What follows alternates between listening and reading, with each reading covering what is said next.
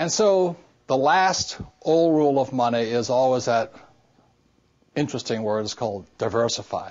If you listen to most guys, they go, diversify, diversify, diversify. Diversify, diversify, diversify. And then people go, diversify, diversify, diversify. But the richest investor in the world, a man named Warren Buffett, does not diversify. So my question is, if the richest investor in the world, Warren Buffett, doesn't diversify, why is everybody else recommending you diversify? And in my term, my rich dad said, diversify means de-worsify.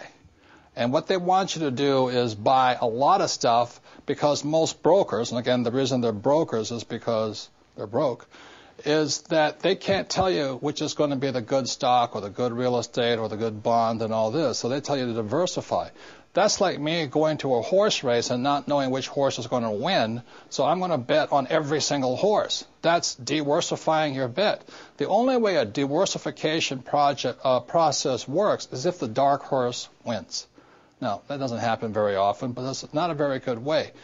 But the common wisdom, the old intelligence idea is to diversify, and what I believe in is something else, is increase your financial IQ, your financial intelligence, and instead focus.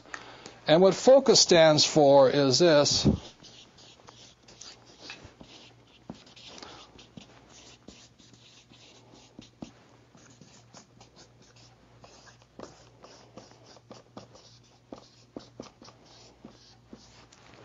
Focus is follow one course till you're successful. And so that's what I did in 1973. I signed up for my first real estate investment course. And I just did it and did it and did it. You know, I bought this one little $18,000 place. And I did it again, and I did it again, and I did it again until the point where I understood it. And then I went into becoming an entrepreneur. And I did it, and I did it, and did it. And I'm still learning. And I'm still learning about real estate.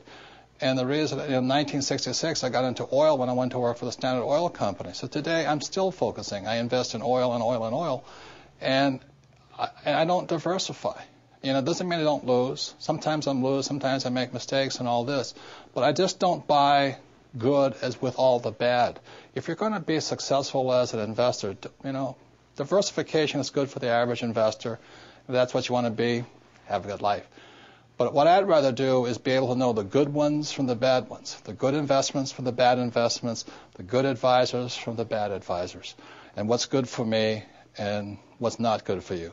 Because what I do is not necessarily what's going to work for you, and vice versa here.